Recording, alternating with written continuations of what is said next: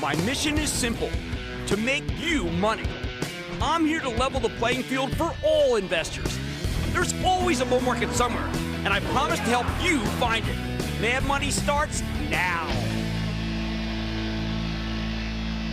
Hey, I'm Cramer. Welcome to Mad Money. Welcome to Cramer America. I'll be able to make friends. I'm just trying to make you a little money. My job, not just to entertain, but to make this make sense to you. Entertain, teach. So call me at 1-800-743-CNBC or tweet me at Jim Cramer. Memo to America's bankers. Don't try to frighten us. Don't try to get us to sell everything. Sell. Don't be Grinches telling us a hurricane could be coming. At least try to be useful, because you're all we can really count on for an accurate assessment of the economy, and you're letting us down. That's how I felt all day, including today, when Dow finished up less than 2 points. S&P declined 0.19%. NASDAQ, of course, fell 0.51%. See, in the last few days, we've had this parade of bank execs speak, and they have painted a relentlessly bleak picture, and I'm real tired of it. Of course, it's not their job to cheerlead. That's what they're going to accuse me of saying, that I won. I just wish them to be more constructive. What would have been a constructive view? You know what? I'm glad you asked. Because you know what I'm going to do? I'm going to give you a speech right now that these masters of the universe should have given. Yep, it's the writer in my head, and I'm going to just give it to you straight out. Ladies and gentlemen, I could go into how we live in uncertain and perilous times, except everyone else has already done that, so I don't have to do it. But I will say this. Our nation suffered through a terrible pandemic where 1 million people died. We were afraid to go out of our homes. We were afraid of losing our jobs. Our government did its best to limit the damage. Nonetheless, our CEOs tend to be a little more cautious and fearful. I get that. It seemed like we could be down for the count. Then, out of nowhere, a couple of real great American companies created vaccines that made the virus a lot less lethal. Once the economy came back, though, we got something unthinkable. The largest land war in Europe since World War II, not supposed to happen.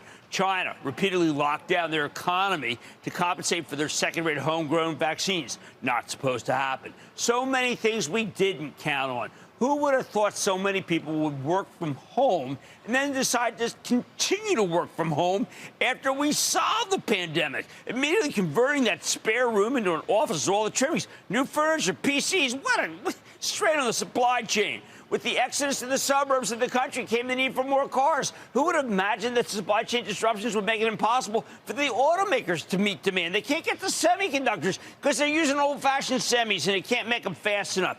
We still can't. At the same time, all sorts of businesses that never cared about the environment have started committing to the environment, to being carbon neutral, not too distant future, because global warming's become impossible to ignore. A lot of prices got jacked up because the needs were so swift and unexpected.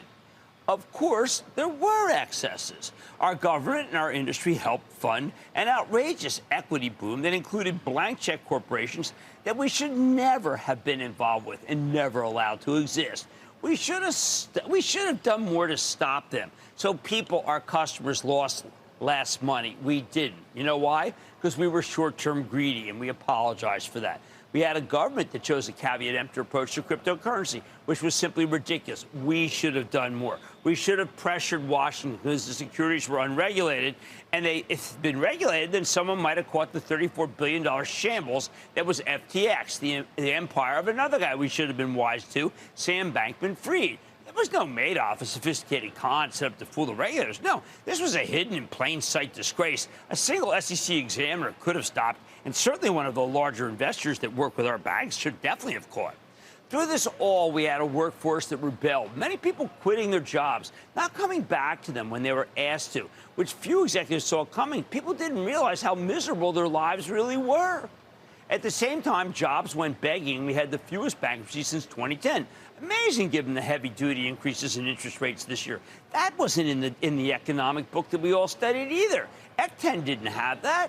Fed Chief Jay Powell had little choice but to bring some pain. The House of Pain. Given that inflation's been raging now at a 40-year high. Jobs are still way too plentiful to get that table of employment and wages down. Gigantic amount of federal stimulus yet to be distributed.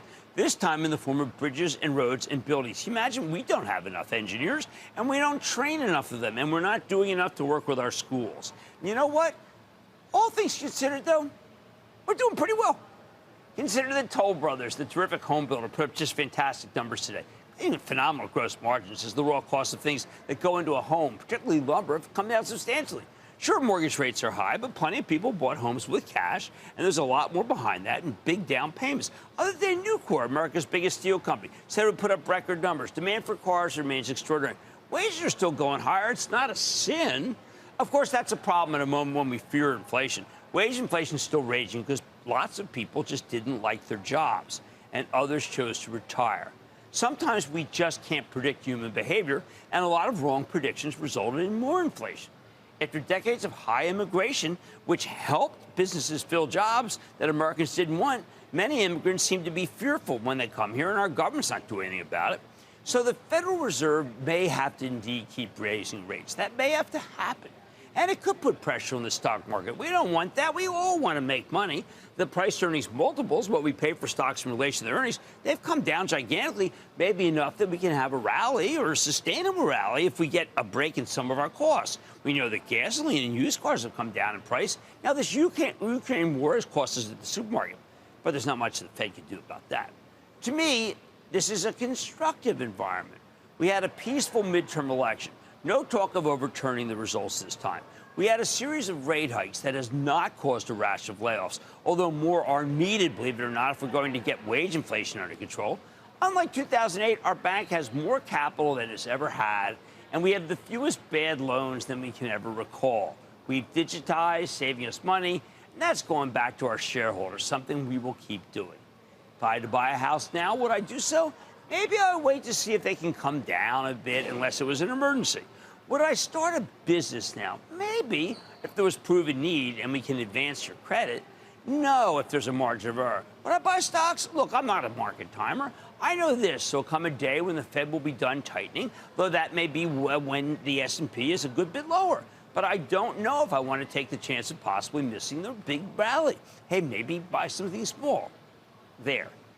That's my speech. And then if I were one of these bank CEOs, I cap it off with this statement. Do I feel that things are frightening and dangerous with an economic hurricane on the horizon? No. That's how we should have felt in 2007 or 2000. It's hard to figure out what to do with inflation this high. We know it needs to be contained. Until that happens, there will be fewer opportunities to make money. However, I see amazing opportunities in our inner city for investing.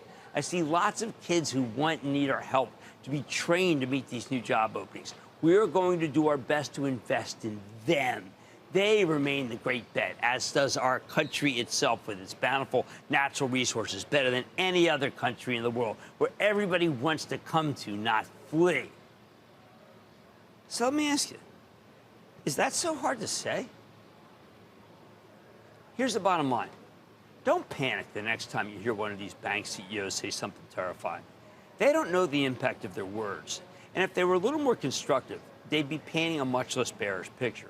Sure, we got plenty of problems, but they're not financial apocalypse problems. And the bankers who aren't constructive, at the end of the day, I think I want to take my business elsewhere. Let's go to Andrew in North Carolina, please. Andrew. Boo, Jizzle Jim. You know who Wow, it is. man, you're fired up. What's going on? Hey, so my question is about the company Massimo. So we have a set of higher lows from May to October this year, all-time chart steady, solid earnings, insider buying, all that can lead to this fundamental turnaround. So my question is, what is your 2023 outlook on MASI? And I happen to like those guys. I know, look, I wanted at 25 times earnings. Nothing's perfect. You've got a good stock. We met them. I think they know what they're doing. I like your call. I am going to say, bye. Let's go to Richard in Missouri. Richard! Mr. Cramer, how you doing this evening? I am doing well, Richard. How about you? Oh, have a great evening. I'd like to get your opinion on buying Union Pacific. Oh, man, Lance Fritz, he's dynamite. The only problem I got is I also got the Norfolk Southern. I like them. I like the CSX. It's almost like a dice roll. I don't know what to do. But I think at any given time, one's cheaper than the other. But you're not going to go wrong with the rails because they're all better than they used to be. All aboard! Okay, we have problems. But they're not financial apocalypse problems. And it bothers me tremendously that some of these people who are my peers, and some of them whom are older than, did not have enough thought to realize how negative they were, how lacking in constructive comments they were. And that's unacceptable to me. All right, on Mad Money tonight, with investors fearful about the economic picture going into the new year, where does that put the rails as investment portfolios we just discussed? Now, I'm going to check in not with Union Pacific, but with Norfolk Southern. We're going to get the latest on where that company's headed. Then Pinterest, a very interesting company, reached a deal with Elliott Management to add a member of the activist firm to the company's board. I'm learning more about what this partnership entails with the CEO. And Campbell's, a name we all know, jumped higher after earnings. So what was behind the packaged food kingpin strength? I'm digging into the details with the company's top brass. So stay with Cramer.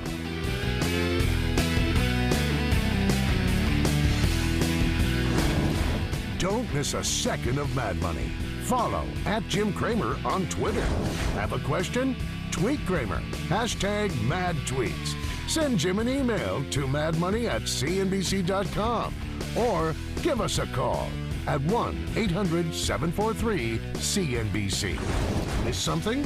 Head to madmoney.cnbc.com.